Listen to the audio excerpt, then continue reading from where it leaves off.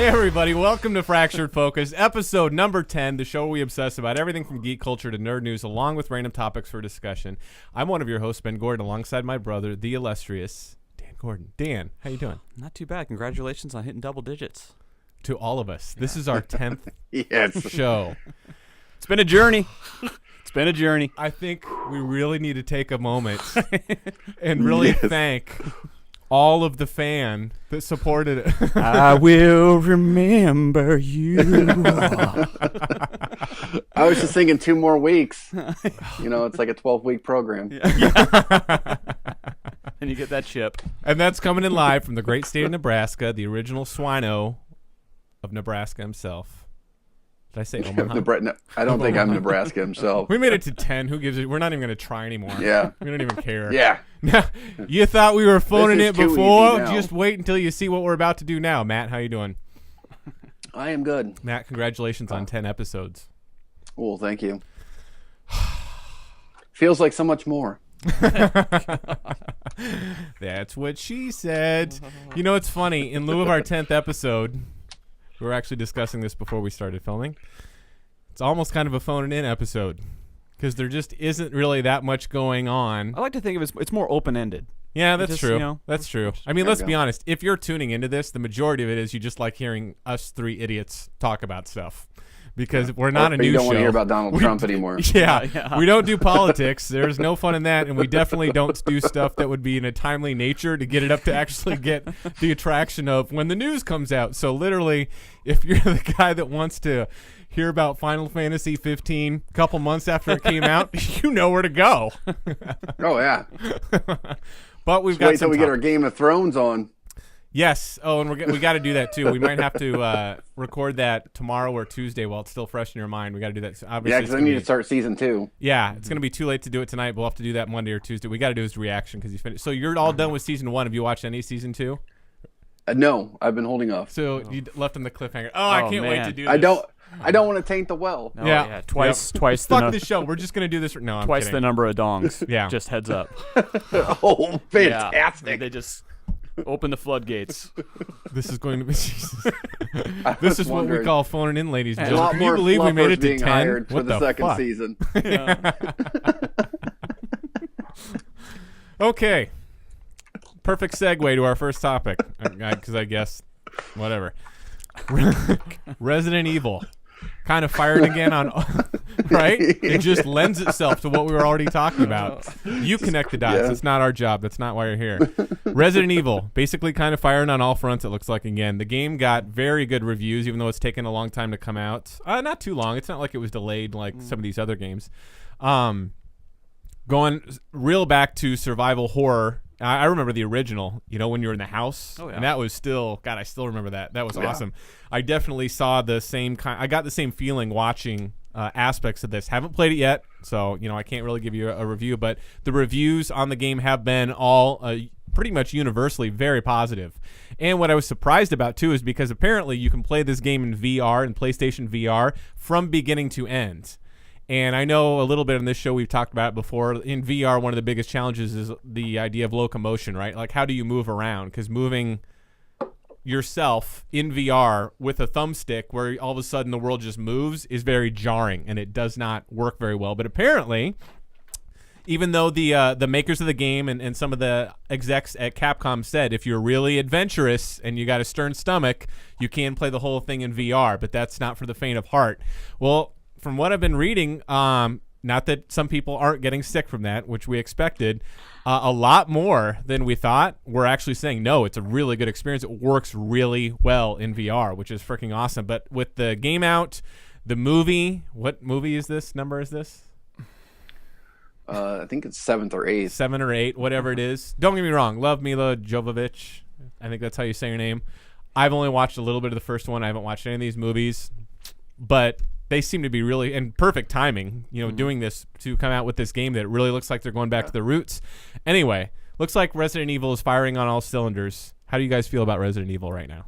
Really good. I mean, just particularly just like the imagery that's been coming out, just kind of seeing the gameplay and kind of seeing how it pans out. And it's you kind of hit it with really getting back to that survival horror. I mean, when you're, you know, the environment that you're playing in is just purely that. I mean, they really don't pull any punches with some of the gore, some of the tense moments in there, and just the setting that they've kind of laid out really lends itself to it, kind of more so than in the past where it's been a little bit more action oriented and going all over towns. Yeah, and stuff. yeah. And being trapped in a house. Yeah, everyone's saying it's very intense and scary. Yeah, very thrilling. Yeah.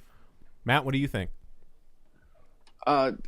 It's for the show or I mean for the movie or for the game. Remember, this is the phone it in episode. We really don't care. We're trying to fill up time right now. None of us have played this game. Another testament to our wide audience base right now. Just you played Resident Evil games before. I know you played 4. I have, yeah. I remember playing the originals on the PlayStation.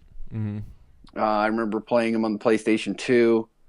I remember playing Resident Evil 4 on your GameCube. I remember watching you play Resident Evil 4 first. That game is still my favorite. And that game favorite. was awesome. I mean, I think we've even talked about it in episodes before as far as for like the type of game and game style. I mean, we had the surround sound set up, and you could like hear them mumbling from one side or the other. And we'd always turn off the lights and stuff. Yeah. I remember that one time you walked out on that dock. This is in 4. And you started shooting your gun into the water just for no reason, and that big-ass fish came up and ate you. And it was totally unexpected, but it was awesome that it happened. Yeah, we jumped. Yeah, I remember that. But it was just this thing that comes up, and it's like going through the deck or whatever. Yeah. And it's like took them. I mean, it was awesome. 4 was so universally good. Remember that game first came out only on the GameCube, but it did so well they've imported it to other systems. But it was so interesting that they really reinvented it with 4. They added that behind the shoulder thing, but then remember, unless you're holding down the run button, you're moving very slow, so it kept that desperation almost and the in there. suspense was always up.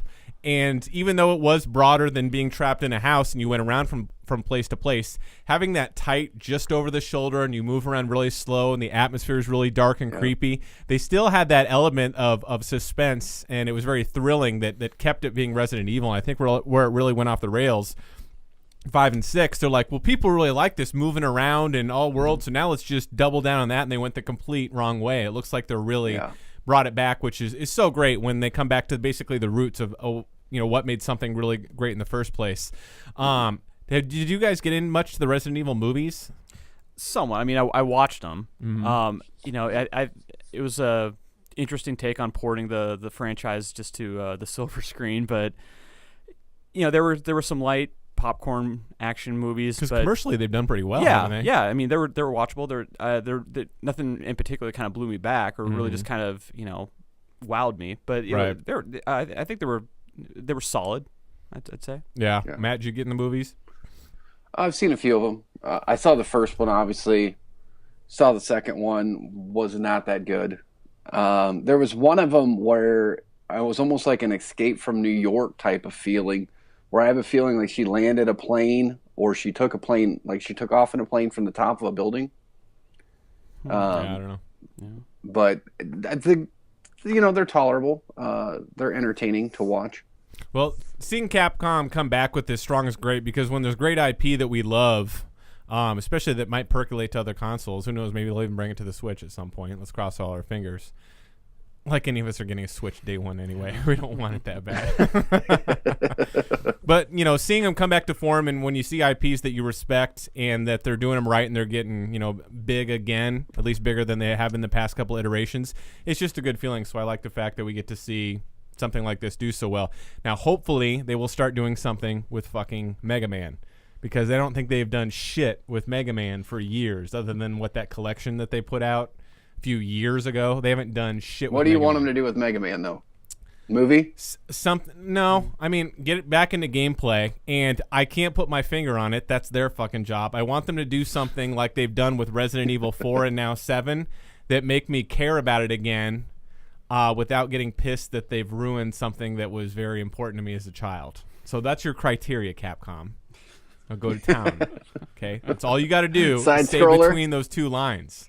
It's kind of like that one guy in Superman 3 is like, I ask you to kill Superman, and you can't even do that one simple thing. I mean, yeah, totally.